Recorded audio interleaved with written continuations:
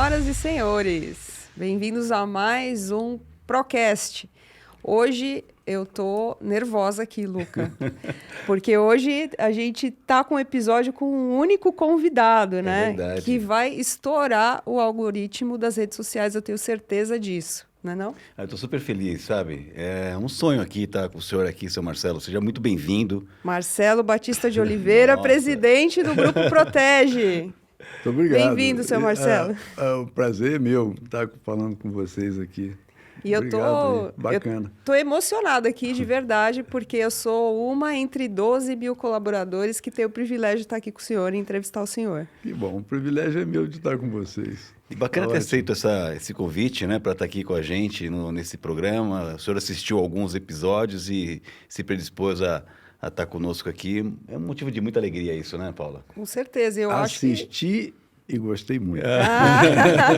Por isso que o senhor está aqui, né? Exatamente. E muita gente pediu, inclusive, para o senhor estar aqui, então, nas nossas redes. Uma honra maior ainda, né? Exatamente. E aqui Bacana. a gente vai falar um pouco de história, da sua jornada, de outros negócios, outras empreitadas. Mas né, sabe, Luca? Paulinha, eu queria começar essa conversa com o senhor, seu Marcelo, porque tem um videoclipe da Protege, um vídeo institucional, que ele começa assim, Protege 50 anos. Foi quando nós comemoramos 50 anos, né? E o senhor aparece nesse vídeo, dando um depoimento. E toda vez que a gente assiste esse vídeo, antes de um treinamento, num cliente, ou mesmo lá com os nossos colaboradores, eu vejo o senhor e essa história, né? Ela começa a mostrar ali, desde o início. A gente se emociona, porque é uma trajetória grande. Hoje já partindo para 52, né? 52 anos, É uma vida, né, seu Marcelo? 53, né? 53. quase 53. É junho, né? É uma vida. Julho. 53, é julho, né? E assim, acho que para quem está assistindo a gente aqui, ver o senhor que começou essa história lá atrás, acho que era legal o senhor mostrar como foi o início. Como é que foi assim, Bacana. essa conversa? Muito legal. Esse é um ponto interessante, né? Minha filha, Vitória, ela está fazendo a faculdade, a Link, né? Que é uma faculdade de empreendedorismo, né? E ela soltou no outro dia dizendo o seguinte: daí para frente, pai, estão falando muito que não vai existir empresas com mais de 20 anos. Falei, puxa, que é um negócio complicado, né? A gente pensar assim, né? Porque quando a gente inicia um negócio, a gente não pensa no fim, né? A gente só vai, né? Vai e se entrega, né? Então, comandante, é aquela história. Você me fez uma pergunta e eu adorei. Porque a gente nasce de um negócio com o objetivo de realmente ganhar alguma coisa, serviço, né? Ter um bom nome, ter uma boa empatia com o mercado, né? E a gente já vai indo. É um sacrifício enorme, né? A pessoa se dispor a estar no negócio, né? Não é tão fácil, né? Bom, mas a tua pergunta é no sentido de como foi criado Como Então, que o senhor né? surgiu no mercado de segurança privada? Então, eu no passadão, eu trabalhei... Primeiro eu tenho que contar um pouquinho da história, que eu acho que vale a pena, de como eu vim dessa história, né? Eu, com 18 anos, me formo em contabilidade. A minha formação é de técnico, né? E logo fui para um emprego, achei que eu gostaria de ficar já trabalhando, então fui ser um tesoureiro da fábrica São Vicente. Era uma fábrica de cobertores que, infelizmente, ela sucumbiu, né? Talvez aos chineses, né? Não sei. E ela faliu. Mas foi uma experiência de vida fantástica, né? Eu conheci a contabilidade que eu estudei através dessa empresa, porque eles me colocaram como tesoureiro, então eu tinha que saber fazer entrada, saída, pagar, receber, essa coisa toda, né? E aquele envolvimento com o dinheiro público e as necessidades do público, né? Que eu achava aquilo fantástico. Eu via que a pessoa vinha pedir um vale e era um vagabundo, né? Você sentia que o cara era um vagabundo. E eu via aquele que vinha pedir um vale porque precisava muito, né? Então, psicologicamente, você começa a aprender a vida, né, no dia a dia dela já cedo, né?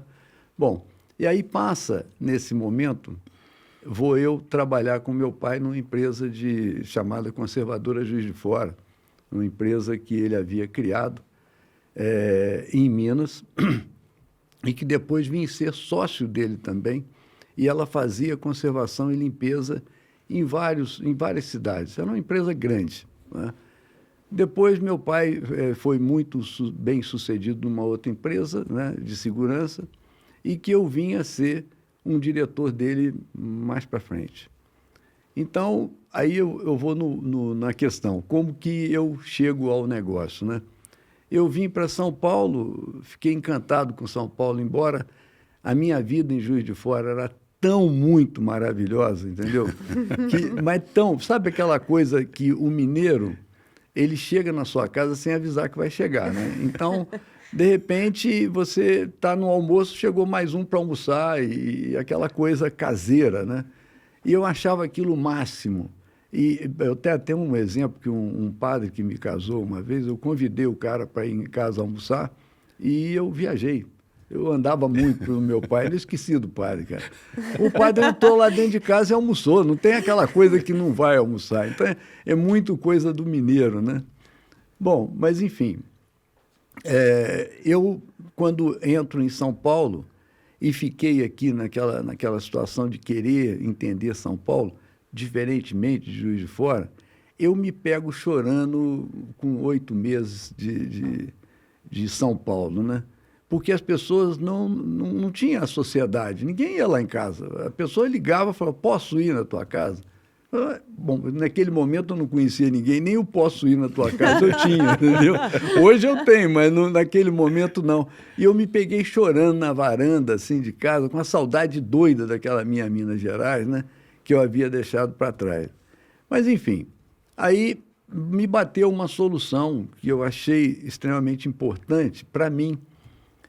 Eu vi nesse mercado de segurança, quando era um diretor do meu pai na empresa dele, eu tive a oportunidade de ser um presidente da Abreves. A Abreves, naquele momento, era uma associação, quer dizer, continua sendo uma associação, mas naquele momento ela era a única associação que existia. Não existia federação, né, sindicatos, essas coisas todas. Então, não... Depois é que aconteceu sindicato e federações, até então não. E a Abrev demandava o Brasil.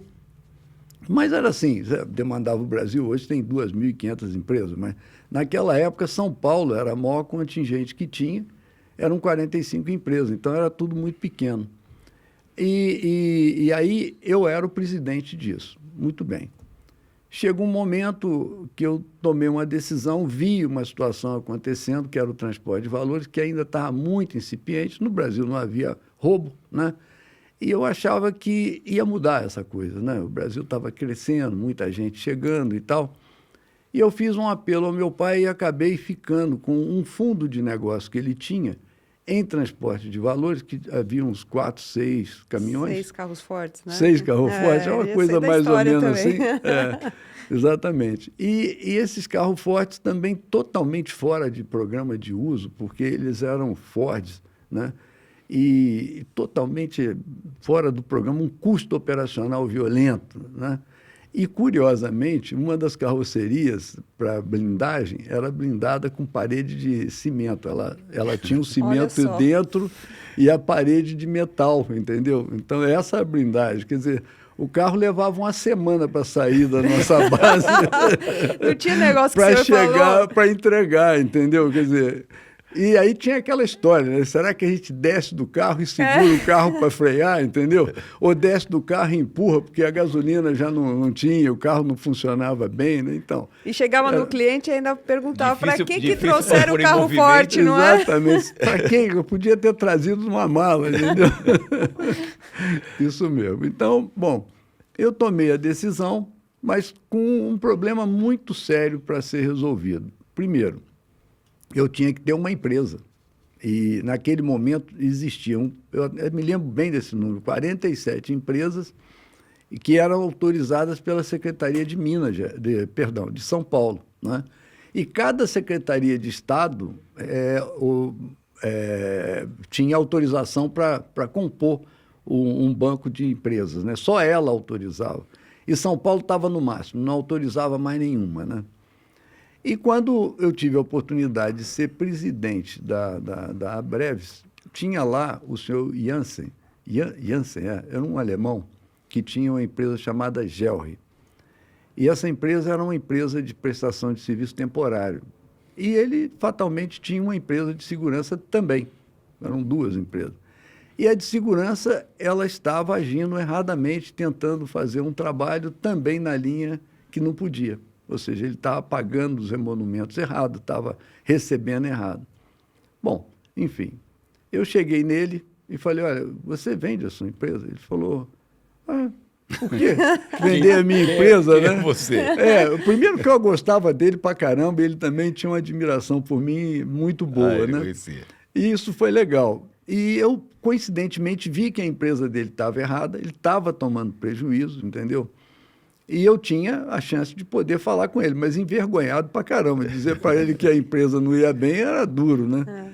Aí liguei para ele, falei que gostaria de falar e tal. E naquela época ele assustou, porque eu trabalhava numa empresa grande, né? E queria comprar uma empresa.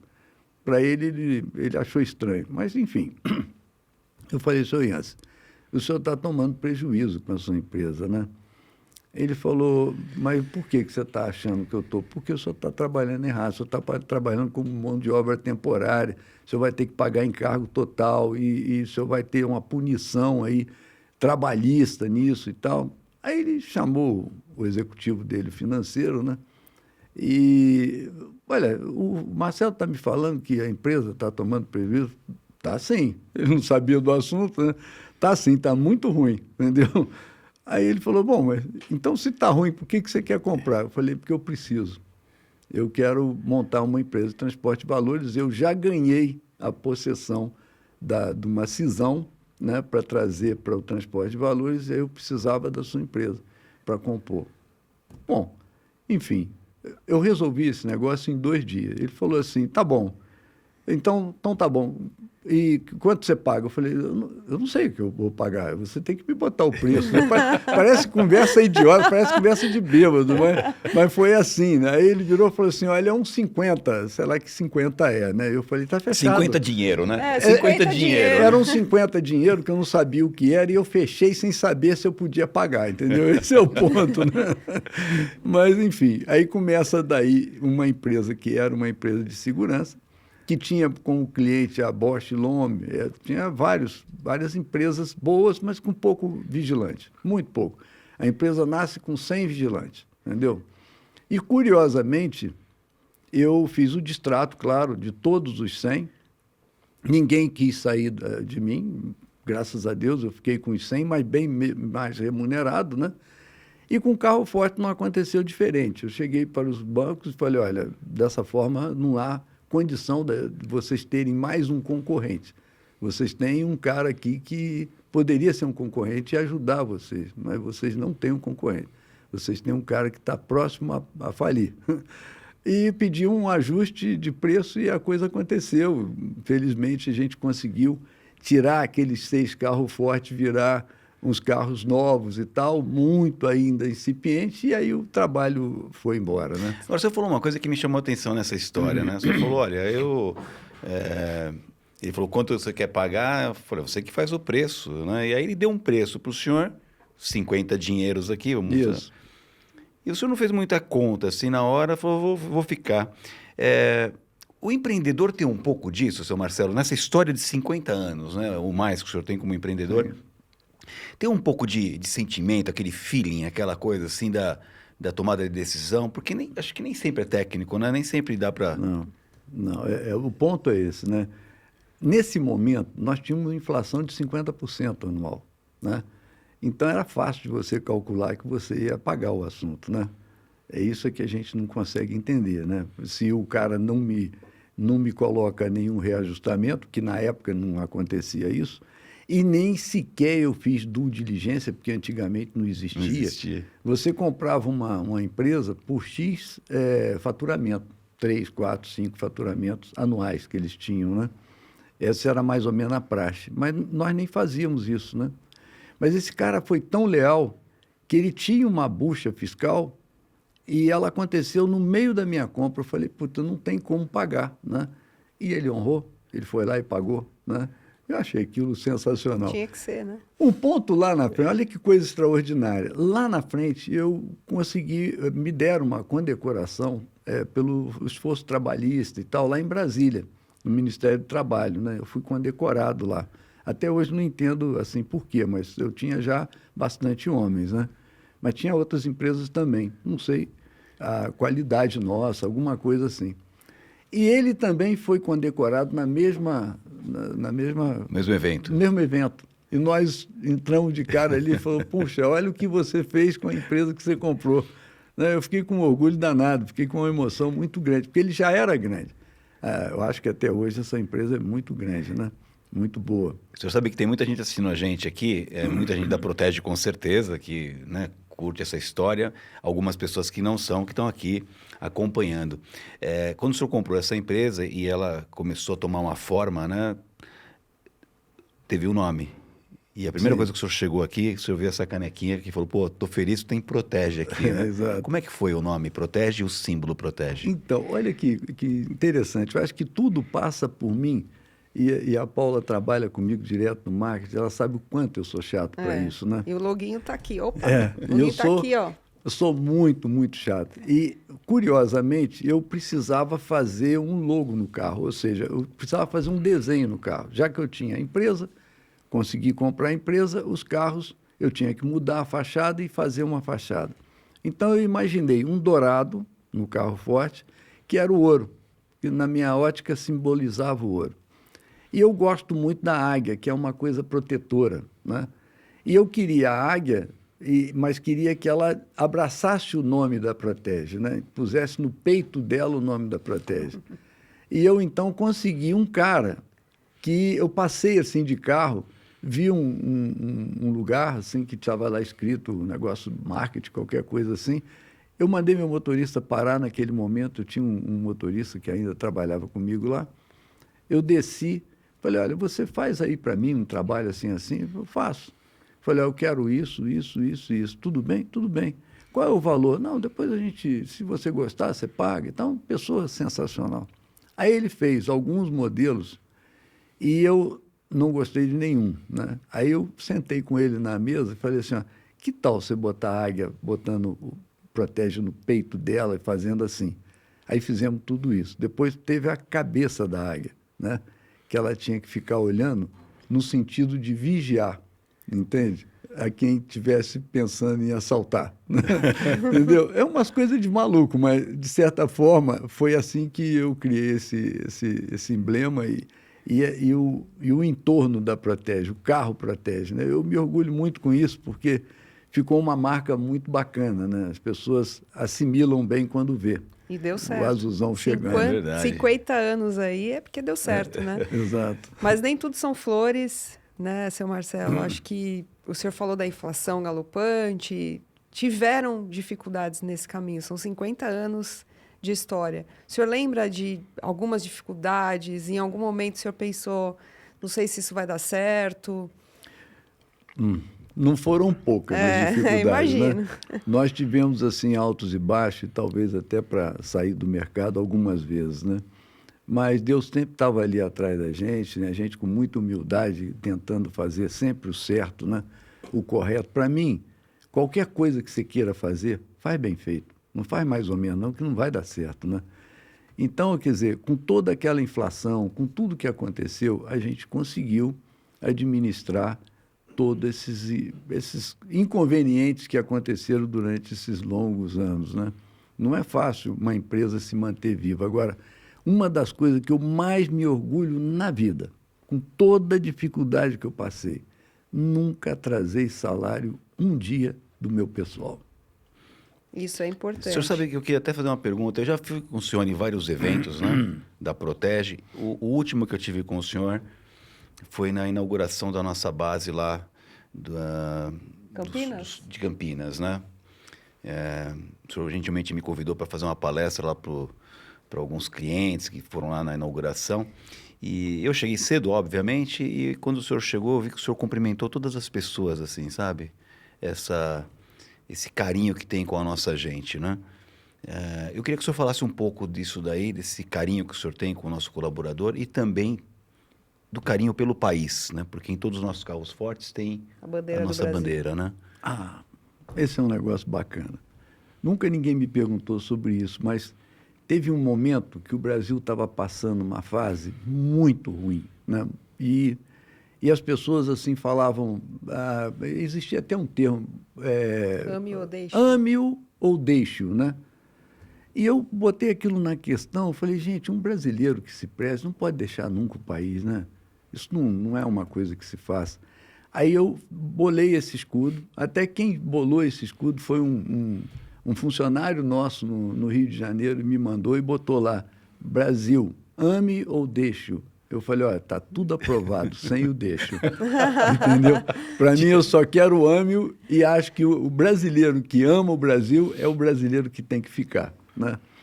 Muito bem. Essa coisa da gente ter essa harmonia com os nossos funcionários, primeiro porque eu acho que eles mandam na empresa, né? Eles é que criaram a empresa, né? Todos eles. E eles têm uma importância muito grande para mim. Eu não conseguiria ser nada sem eles. E eu acho assim, que as pessoas não podem passar o momento sem ir lá dar um abraço e agradecer por aquilo que foi feito, né?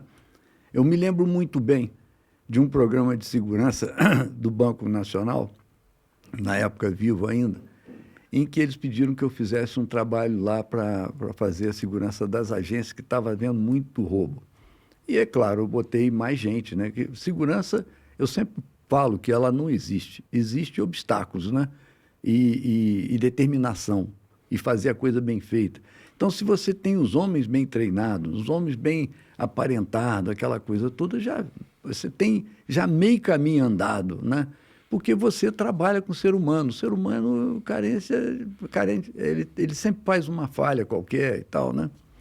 Mas, enfim, eu fiz o programa e tal, falei, os caras amaram o meu programa, compraram o meu programa, mas eu virei para eles e falei assim, sabe o que está faltando aqui? Só uma coisa, vocês têm que entender que o nosso vigilante é gente. Nenhum funcionário, gerente, cumprimenta o nosso guarda.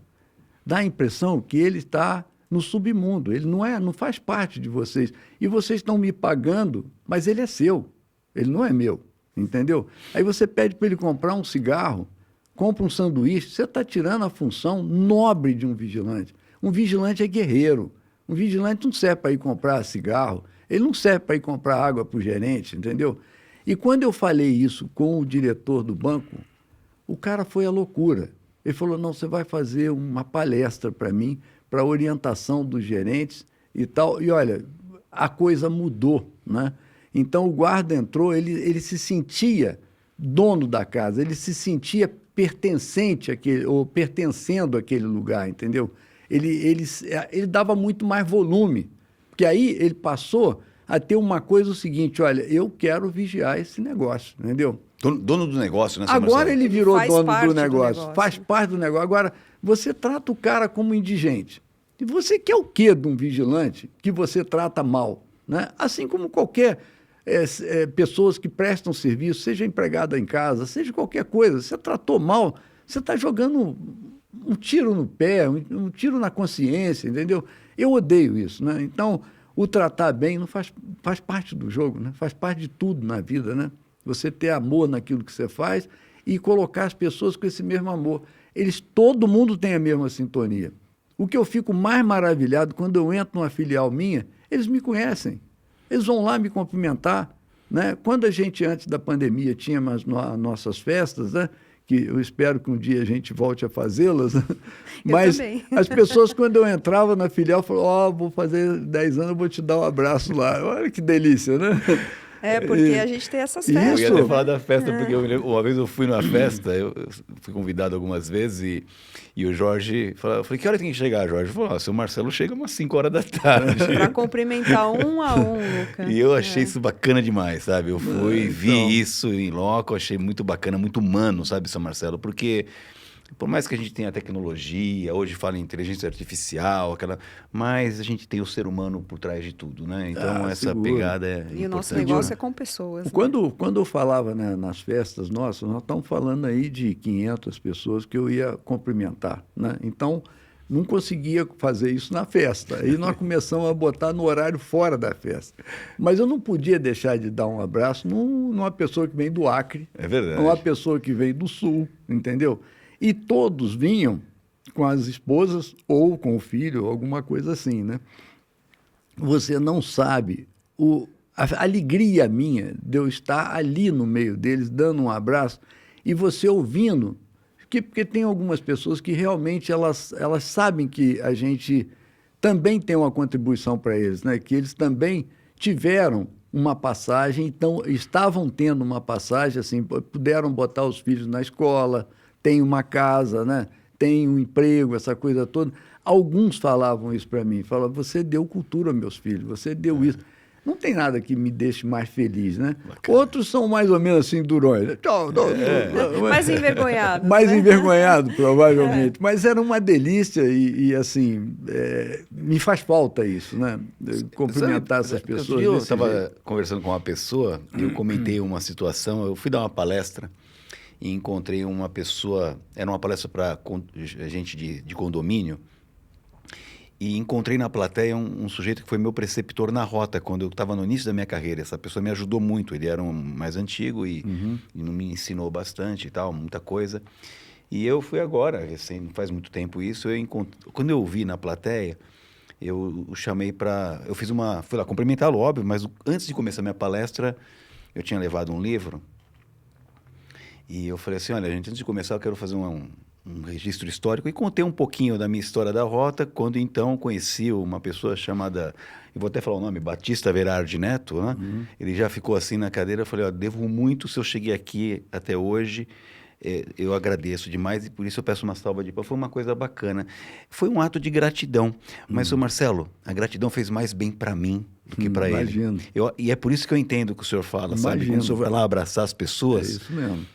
Tem, claro, uma gratidão por tudo que elas entregam para a Protege, fruto do trabalho, mas tem uma coisa bacana que faz bem para a gente também, né? Por isso que eu entendo a sua felicidade de estar ali abraçando as pessoas, né? Bacana isso, né? E o seu Marcelo chega 2 horas antes da festa começar para conseguir cumprimentar todo mundo, como ele falou, 500 pessoas, né? Então é muita gente. Mas agora eu queria fazer uma mudança de conversa aqui, São Marcelo. Boa. Porque toda hora que eu converso lá com o Jorge é a pessoa que eu mais converso assim na Protege, eu sempre pergunto do senhor, como é que é o seu Marcelo? Como é que ele tá? Legal. Tá aqui ativo, tá sempre aqui e tal.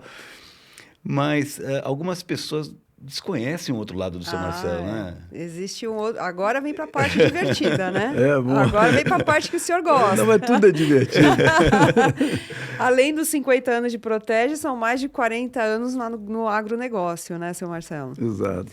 Como é que surgiu isso? Como surgiu a Agro Maripá? Para quem não conhece, a Agro Maripá é uma outra empresa do grupo que é mais focada no agronegócio. E aí eu vou deixar o senhor explicar o que é a Agro Maripá. Boa. O agro é assim, uma coisa assim, ela nasce do cavalo, que é uma paixão, né?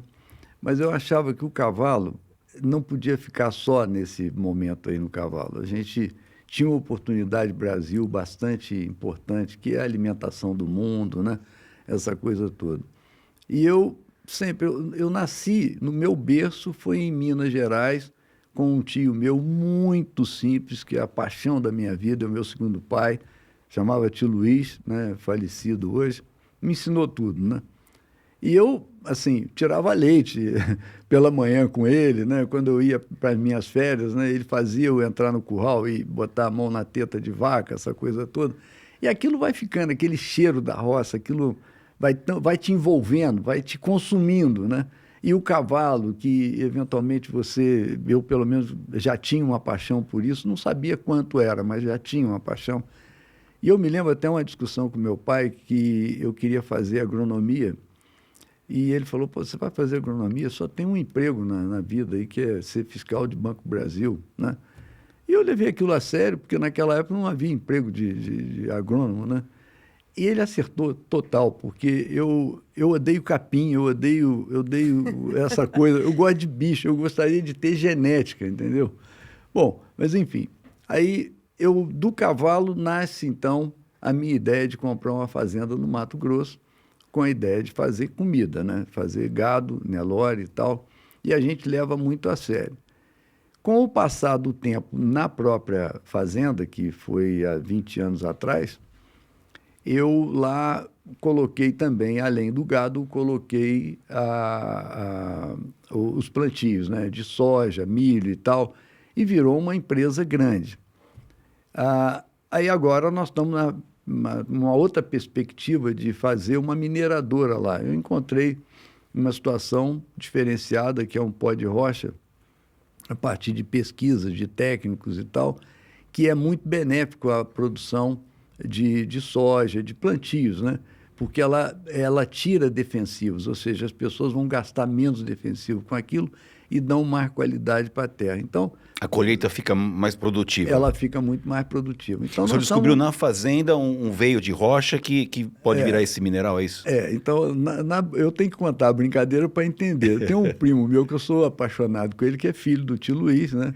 O Renato Costa. Ele trabalhou muitos anos na Vale.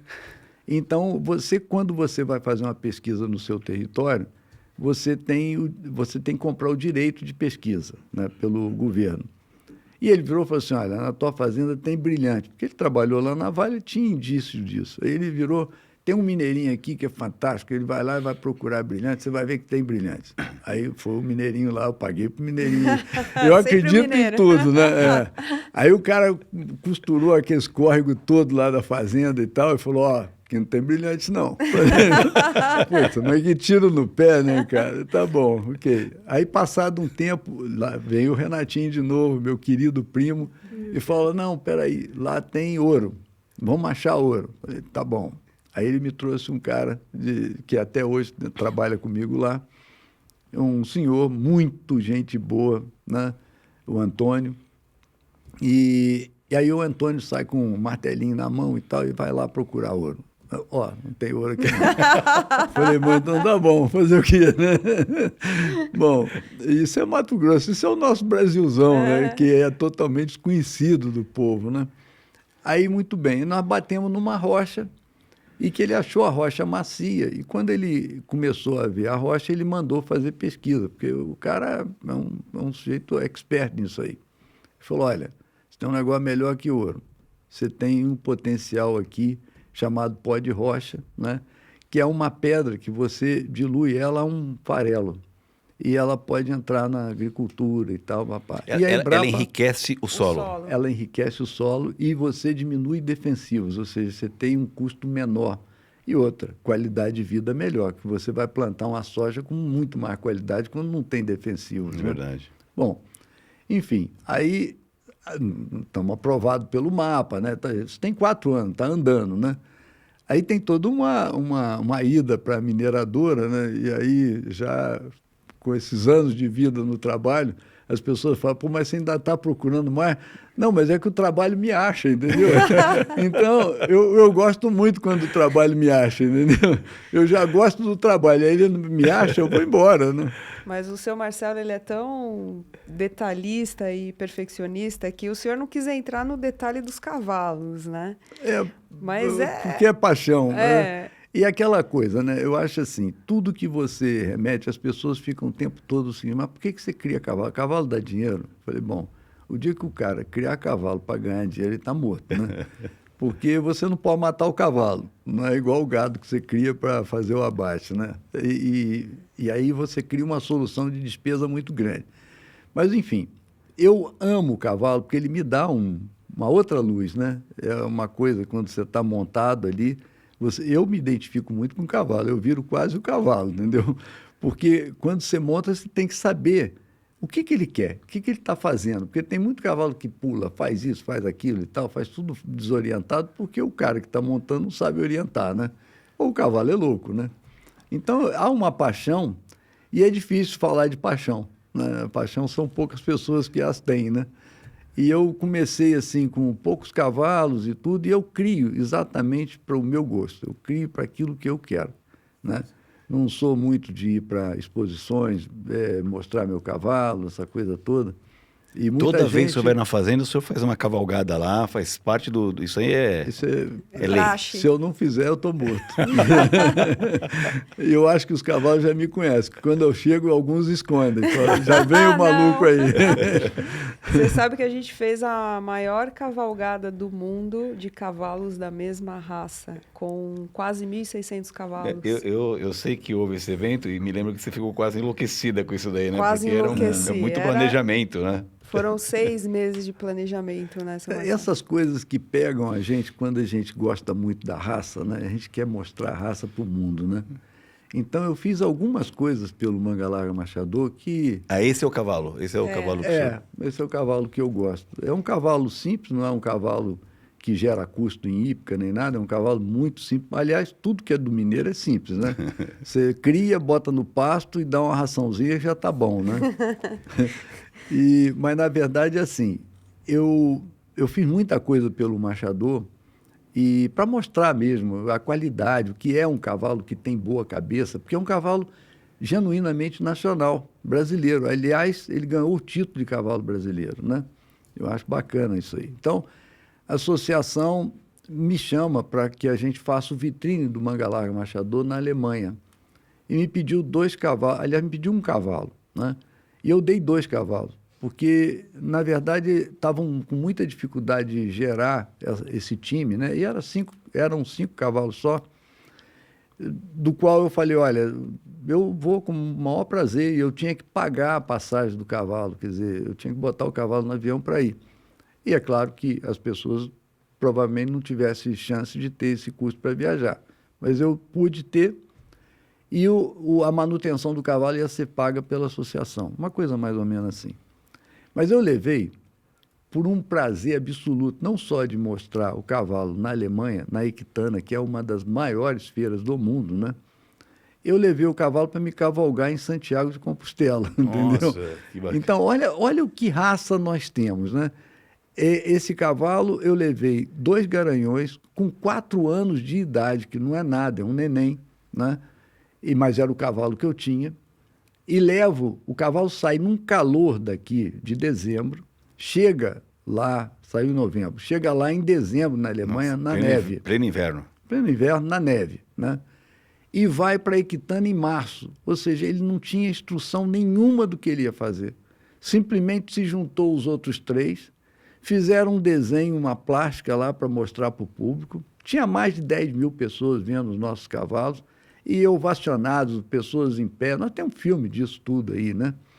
E a coisa ficou tão boa que nós ficamos nesse programa por mais umas 3 ou 4 edições, né? No final, a associação nem ia mais, mas o pessoal pediu que eu ficasse e eu sozinho fiquei lá expondo os cavalos do Brasil e que eu penso que muita gente que viu isso aplaudem, né? Porque pelo menos continuou o cavalo lá. Como é que foi visto o cavalo brasileiro na Olha, Alemanha? eles vão à loucura, porque é diferente. É um cavalo que entra numa floresta, vai andar na rua, vai andar na estrada, ele Tem medo. não briga com nada, entendeu? Passa em poça, passa em tudo. E os caras falaram assim para mim, todas as vezes, por exemplo, quando fui cavalgar lá no Caminho de Santiago, que para mim é um orgulho, é o único cavalo brasileiro, Manga Larga Machador, que fez o Solo Santo, né? Eu chamo de Solo Santo porque é um caminho procurado por isso, né? E aí, lá foi eu para fazer 300 quilômetros, 30 quilômetros por dia, montado, né? Então, eu tinha mandado os cavalos para a Alemanha, veja bem, eles foram para Equitana em março, e em maio saio eu para uma cavalgada com esses 2 garanhões. Quando eu falei com o cara lá que ia cuidar para mim, né? E, inclusive, tinha um brasileiro que cuidou disso, que é o Paulo Junqueira, que cuidou dessa coisa, ele me arrumou uma pessoa lá que pudesse ser o nosso orientador. Tinha que arrumar 2 baias, porque eram garanhões. O cara falou, mas garanhão não dá certo aqui, vai dar problema, entendeu? Eu falei, não, Paulo, vai, fala com ele, capricha, o cara vai aceitar, entendeu? Porque eu vou cavalgar com ele ou sem ele. Eu entro nessa estrada aí. Eu só não sabia onde eu botava, né? Eu tinha que, porque o meu programa é o seguinte, eu não queria desviar o cavalo de rota nenhuma, queria que ele fosse a rota do caminho, o caminhão pegava ele a hora que eu chegasse, levava para uma estrutura e volta com ele no dia seguinte, naquele mesmo ponto, eu ia embora, né? Para dar continuidade. Para dar continuidade. Bom, muito bem. Feito isso, eu fui lá para receber os cavalos. Então, os cavalos chegaram na Espanha e ficaram uns 10 dias, mas o cara que eu pedi que fosse montar lá não pôde montar, que estava com dor na coluna. O chamado Sérgio Becker, um professor até muito boa gente, que se dedicou a fazer isso. Eu quero ir lá e vou ficar, mas ele teve problema na coluna, não pôde montar. Então, os cavalos estavam um demônio, entendeu? O cavalo sem montar fica... E ainda mais Garanhão. inteiro, né? Bom, aí botamos os cavalos nos piquetes para que eu pudesse sair no dia seguinte com eles, né? Aí vem o cara que eu fui conhecer, o Aurélio de Táguas, que eu fui conhecer, que era o sujeito que ia coordenar para mim. O sujeito gordinho e tal, gostoso de falar, boa gente e tal, mas todo assustado, né? Pô, cavalo inteiro, vai dar problema e tal. A hora que o cavalo desce do caminhão, o cavalo saiu dando coice, relinchando, porque tinha égua pra caramba ali em volta. O garanhão pula a baia, seu Marcelo, se tiver uma égua no cio. Faz um capeta que você não imagina, entendeu? Pula qualquer coisa, entendeu? Aí o cavalo saiu dando coice, daí pá e tal, aquele negócio, aquele cenário, o cara botou um olhão e falou assim, lascou, entendeu? Aí eu falei, ó, não se preocupa não, vamos fazer o seguinte, vamos almoçar e você escolhe o vinho. Pronto, acabei com o cara, né? E o cara falou em almoçar, ele já era gordinho, doido para comer. E bebida lá na Espanha, eu falei, escolhe o vinho. Ele escolheu o vinho, nós bebemos para caramba, mais ele do que eu. Aí chegamos lá, ele não acreditou. Eu selei o cavalo, porque o menino não podia fazer isso. Aí tinha lá o Paulo Junqueira, que falou, não, vamos, eu monto com você, porque tinham 2 cavalos. Aí selamos os cavalos, cavalo relinchando, fazendo, mexendo, não sei o quê. O cara falou, ficou ali atento para ver qual é o tamanho do tombo que eu ia tomar, entendeu? Eu montei. No que eu montei, o cavalo quietou, entendeu? Assim como o outro também. O cavalo sente o cavaleiro claro, também. Ele sente que você sabe o que está fazendo. E outra, né? Ele só relinchou mais uma vez, porque ele viu uma égua muito linda. Claro, ele não é nenhum idiota para não chamar a atenção da menina, né? Muito bem. Então, saímos para um passeio ali de 15 quilômetros, voltamos. O cara, que era o tal Aurélio de Tágua, ficou maravilhado. Aí passou a ser meu companheiro. Falou, pô, esses caras não vão ter problema. Ele imaginou isso no meio do caminho, né? Bom, a partir daí, eu fiz outras cavalgadas lá, aproveitei bastante os cavalos que estavam, fiz Dordogne, eu fiz Vale do Luar, aproveitei, né? Mas aí, voltando aqui para o Brasil, eu pensei, imaginei bater o recorde, sempre tentando jogar o Manga Larga Machador lá no céu, né? Eu falei, vamos bater o recorde da maior cavalgada do mundo, porque eu tinha ajudado operacionalmente a bater um recorde, os cavaleiros que fizeram a maior cavalgada entre o Brasil, do Iapoque ao Chuí, né? Eu ajudei operacionalmente ali, eles bateram o recorde, então, em Manga Larga Machador, já estava feliz. Agora, eu queria bater um novo recorde, a maior cavalgada do mundo em Manga Larga, de uma única raça, né? Do Manga Larga Machador. E que todos os cavalos tivessem que ter registro. Aí é confuso. Porque aí tem gente que tem cavalo, mas não tem nada. Você faz no Brasil 5.000 cavalos agora, vai pegar ali e registrar, né? Então, o Guinness Book, né, ele ia lá para conferir o documento de 1 a 1, né? Nós, infelizmente, não batemos, porque o limite para bater era 1.700 cavalos. Nós fizemos 1.600 e pouco, Foi por quase pouco. Chegamos. Foi por pouco. 30. Por quê? Putz, os caras que estavam lá, tinha 30 cavalos, inclusive, né? Mas eles beberam tanto na noite anterior, né? Aquela minerada lá, que os cavalos ficaram selados sem cavaleiro. Não pôde sair. Mas aí, foi audacioso, né? Foi audacioso, mas é bacana esse movimento, porque mesmo que não batesse, né? Ficou lá consagrado como foi a maior cavalgada que nós fizemos, e foi mesmo, não tem ninguém que bateu ainda, né? E o bom é que segue a linha, né? A vida segue, quer dizer, alguém vai bater esse recorde, né? Então, o bom é fazer esse barulho, né? Fazer esse emoção, esse movimento. Agora vou contar o outro lado, né? No caso, eu que estava junto ali na organização. Quando o senhor veio para mim, eu não vou esquecer esse dia nunca. Eu nunca tinha ouvido falar de... A gente ouve falar de Guinness, mas a gente não sabe como faz para bater um recorde, né? Aí o senhor veio... Você podia me ajudar, né? Tô querendo chamar o Guinness e bater o recorde mundial. Eu não sabia nem o que fazer. Eu estava meio que entrando Eu estava na entrando na empresa, eu falei, bom, Esse vamos cara é achar, louco, né? Google, como é que eu faço? Esse cara é louco, Foi eu bem dei isso. essa missão para ela. Né?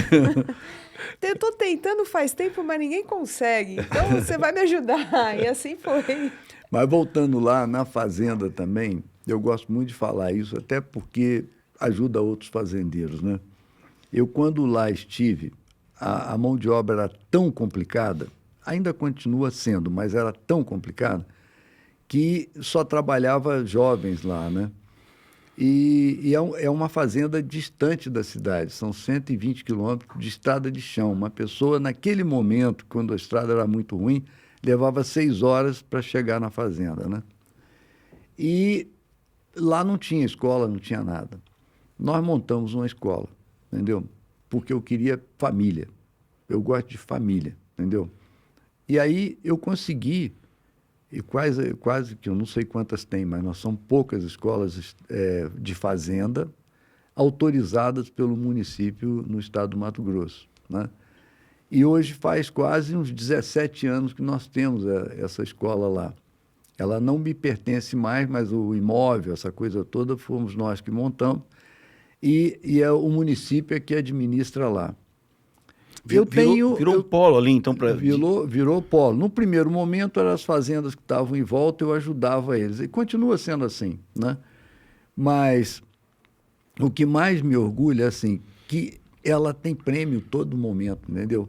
O pessoal, a própria estrutura do municipalidade ajuda muito a gente a desenvolver os alunos, né? E eu acho aquilo o máximo, porque eu comecei a botar a família, né? E ter os alunos lá é um baita de um prazer, assim, absurdo. Eu dou muita atenção. E eu me emociono. Todas as vezes que eu vou lá, eu entro ali, porque nós temos uma escolinha também, dos pequenininhos, né? Maternal, né? Que chama, né? É. E agora nós estamos indo para a 8ª série, né? Fundamental, Quer dizer, chega até o fundamental. Fundamental, quer dizer, conseguimos também mais esse ganho, né? São salinhas de menores, né? Mas a gurizada, a hora que me vê, eles ficam doidos, vão lá e tal, cumprimentam, né? O senhor e o Que feijão e o Fredo, né? O feijão é o mais ovacionado feijão? ali. Feijão Feijão é o meu cachorro. e o Fredo também. É a Exatamente. duplinha. Mas eu falo isso muito porque é um incentivo. As pessoas têm que dar cultura para as pessoas, né? Sem cultura, sem escola, o Brasil não vai ser nada. É verdade. Entendeu? E essa coisa de ficar ali no pragmatismo do que está acontecendo hoje no Brasil, que tem que atender A, B e C, não tem que atender, tem que atender cultura. Cultura, trabalho, técnico, essa coisa toda, né? Mas tem que ter estudo, né? Como é que o senhor vê a importância do agro? Nós estamos falando de segurança na primeira parte da conversa e agora a gente migrou aqui para o agro. Como é que o senhor vê a força do agro no país, seu Marcelo? Olha, eu acho assim, o que a gente vê é uma necessidade muito grande de alimentar no mundo, né? Nós estamos passando uma fase muito ruim hoje no agro, porque os preços estão muito baixos. Nós não estamos entendendo. Quem está no agro não está entendendo isso. Uma soja que estava a 150 o ano passado, hoje está a 100, para baixo até de 100. Quer dizer, desestimula as pessoas a empreender. Tem esse problema, né? Então, a gente não sabe por que está acontecendo isso, né?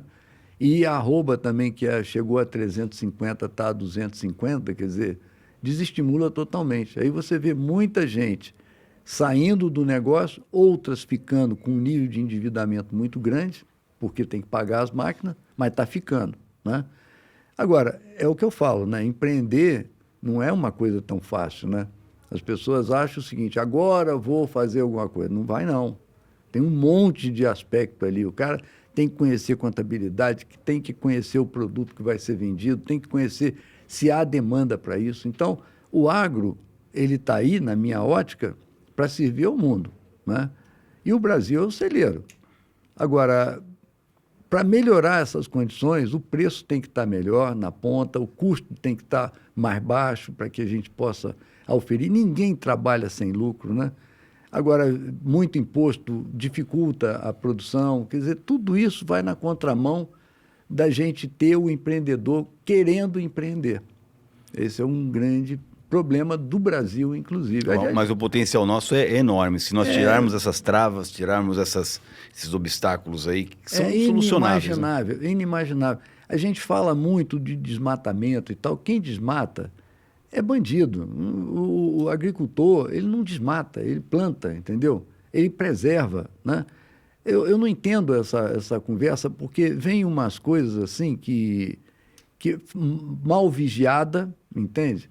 E atribuem, eventualmente, a um fogo uma coisa que está autorizada para botar um fogo por algum motivo. Ou mesmo porque caiu um raio. Ou mesmo, é uma região muito problemática na época do calor. O próprio trator, quando está baixando no solo, ela solta faísca e pode botar fogo. Pois é. Então tem que entender se isso é um problema de crime ambiental ou se é um problema de acidente ambiental. Né? São duas coisas que estão no paralelo. Você sabe o que você está falando? Eu sou pescador esportivo, sabe, seu Marcelo? Todo ano eu vou para a Amazônia, né? E eu tenho ido num lugar chamado Rio Sucunduri, que a gente pega um avião ali em Manaus e voa 1h30 floresta dentro, até pousar Antes a gente pousava na água mesmo, era um hidroavião, mas daí foi feita uma pousada, agora a gente pousa na pista de pouso da pousada. E uma vez eu perguntei para o piloto, eu falei, escuta, vem cá, a gente está de São Paulo, a gente tem essa visão aí de que vai estar queimando a Amazônia, a impressão que está... Ele falou, como é que é isso, cara? Pegar um avião aqui em Manaus e... Ele falou, eu vou 1h30 com você aqui e se eu quiser, vou horas aqui, você só vai ver um oceano verde. Né? E aí isso confirma o que o senhor estava falando. Deve ter o problema de queimada, eu imagino que tenha, de fato, sim, e algumas criminosas, né? Mas está longe da gente também, às vezes tem um pouco de exagero nas narrativas, né, seu Marcelo? Para quem está pensando em plantio e gado, hoje, eu acho que é impossível alguém fazer isso, né? A nossa fazenda tem uma reserva florestal de 20 mil hectares, né? E eu não abro mão de uma planta lá, entendeu? A gente toma conta muito, né? Principalmente aonde tem minas de água, e a nossa tem um potencial de água fantástico, toda ela produzida com árvores em volta, não deixa o gado pastorear em cima da água. Preservar a nascente, né? Claro. Né? Mas aí a consciência do pessoal do agro, que muitas vezes as pessoas não sabem, né? E aí, infelizmente, a reportagem de hoje, eu critico porque eles não conseguem entender e eles ouvem uma coisa e transmitem aquilo sem saber e sem estudar, né? Então, o povo fica sem saber exatamente o que é. Né? Então, quando vem essas questões políticas aí, é um inferno, né? Você sabe que eu fiz uma pílula para a nossa universidade corporativa. Todo mês eu faço um videozinho. E um deles eu falei exatamente sobre esse aspecto dos cuidados que a gente deve ter com relação às informações nas redes sociais. E a frase que eu usei foi, nem tudo é o que parece ser, né? Vai com cuidado. Né? Não acredita tudo que você vê assim ou ouve. Principalmente hoje em dia, né? Porque tem muita fake news, as pessoas mas não custa nada o pessoal... o que você hoje vê numa reportagem é um copy daquilo que o outro falou, entendeu? E não tem ninguém ali que estude a matéria. Não tem. Aí quando o cara estuda, fala, puxa, eu não sabia que era isso, entendeu? Eles ficam assim, puxa, eu não devia ter falado isso. Mas por quê? Porque não estudou. Quem o senhor acha que vai ter mais surpresa aqui nessa live de hoje, nesse podcast de hoje? O pessoal do agronegócio que descobriu que o senhor tem esse viés da segurança com a Protege, ou o pessoal da segurança que descobriu que o senhor tem esse viés do agronegócio? Quem vai ficar mais surpreso, Marcelo? Então, eu não sei, mas eu já vi uma pessoa uma vez que foi em casa me visitar para cavalo, né? E ele tomou um susto danado de saber que eu era um CEO da Protege, né? Ele falou, mas mexe com a Protege? Mas eu sou cliente da Protege, porque nas redes sociais eu falo apenas de cavalo, né? Mas eu sou tão chato que eu não admito ninguém botar a mão. Como na Protege tem várias pessoas que podem botar a mão, né? Eu acho ótimo. Mas no agro, no cavalo, no gado, são poucas pessoas que têm conhecimento. Então, eu tenho a parcimônia de responder todo mundo. Eu fico ali em cima para que não seja feito nenhuma fotografia, nenhum filme fora do lugar, Mas eu não menciono Protege, entendeu? Então muita gente não associa Agora uma todo coisa mundo a vai outra. ficar sabendo, né? Olha, e a gente já estourou o Não, tempo. pera. Calma que eu tenho, Só tenho mais para avisar, eu não curiosidades tô aqui. com pressa, né? Mas eu imagino que o seu Marcelo esteja. Não, rapidinho. Tô não, Como é que o prazer. senhor vê esses 50 anos? Passou muito rápido, seu Marcelo? Nossa, ontem, né? É. Essa é a maior dificuldade de eu entender. Eu estou passando essa fase. Eu estou assim. Quando guri, eu ficava torcendo para o dia passar. Eu agora mais errado, né? Eu fico tentando segurar o dia para ele não passar, entendeu? Eu não sei como controla isso, né? Então, 50 anos não foi nada, né? Você sabe que o senhor acabou de dar um significado para a palavra felicidade, né? Que a felicidade é um momento que a gente não quer que acabe, né? Nunca, é verdade. Esse é um conceito bacana de felicidade. É verdade. E, aliás, eu tenho falado isso também para as pessoas. Pô, se você está torcendo para a coisa acabar, você está no lugar errado, né? Porque aí fica Tá fora, ruim, né? Você está Tem que fora. tá Quando você prazer está no onde- lugar que prazer onde você você tá, está né? feliz, você não quer que acabe, né? Aliás, eu recomendo a todos que sempre faça a coisa para ser feliz. Fazer a coisa para ter dor de cabeça e andar contra o relógio é muito ruim, né? Eu me sinto uma pessoa feliz, quer dizer, quando passou esses 50 anos, e acho que deve passar mais, né? Eu sempre estou na frente do meu tempo, eu quero viver feliz, entendeu? Não adianta, o problema está aí, mas você não tem que ficar pensando no problema, né? Aliás, eu também tenho uma outra história, que eu gosto muito de uma frase que eu uso lá na empresa. Eu gosto da má notícia. Essas pessoas confundem essa coisa. Eu gosto da má notícia. A má notícia faz você sair do seu e entrar num outro horizonte, né? É claro que eu não quero má notícia toda hora, mas elas vêm. Elas vêm numa felicidade doida, né? Porque sabe que eu gosto. Porque você só consegue consertar se você ouvir a má notícia. E muitos chefes e muitos gerentes odeiam a má notícia. E eu sei que eu já salvei a empresa de uma má notícia numa sexta-feira à noite, entendeu? Eu não salvei a empresa, mas salvei um negócio numa sexta-feira à noite. E vários desses aconteceram. E por quê? Porque eu ouvi a má notícia. Tem gente que fala, não, larga para segunda-feira, hoje não. Esse hoje não. Esse cara que demais. fala isso, hoje não. Esquece desse cara, que ele vai ser sempre um cara na contramão. Seu Marcelo, dá uma mensagem para essa pessoa que está nos assistindo aqui, que é um jovem, com certeza tem algum jovem aqui, que estava interessado em saber a trajetória de um empreendedor, de um brasileiro.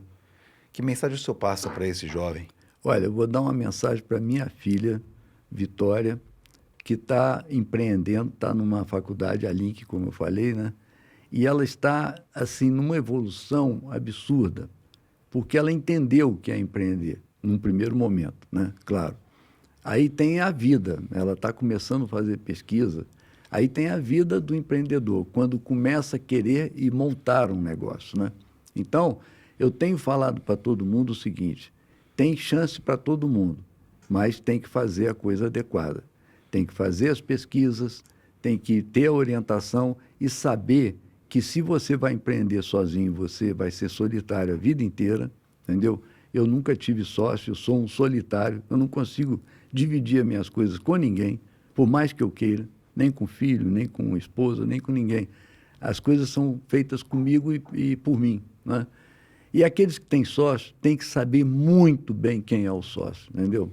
O meu primeiro sócio, eu tirei ele porque era um cara que fazia mal aos funcionários, entendeu? Fazia mal às mulheres funcionárias, né?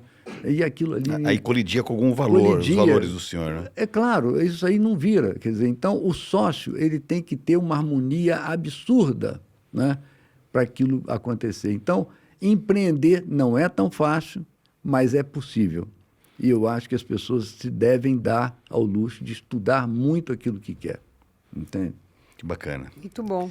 E, seu Marcelo, eu estou há 7 anos já com o senhor e tem uma coisa que o senhor não perde é tempo, né? E muita gente fica, não tenho tempo para isso, não tenho tempo para aquilo. Como é que é organizar o seu tempo, pensando aí em um grupo com tantas empresas? O que o senhor poderia falar para quem está assistindo a gente que reclama da falta de tempo? Pergunta Como que o senhor organiza o seu tempo? Adorei essa pergunta. Primeiro o seguinte, a questão do tempo, inclusive na empresa, né, tem umas pessoas que começam a chegar lá para mostrar o produto, ou seja, ele bota lá quadros, estampas e mais quadros e tal.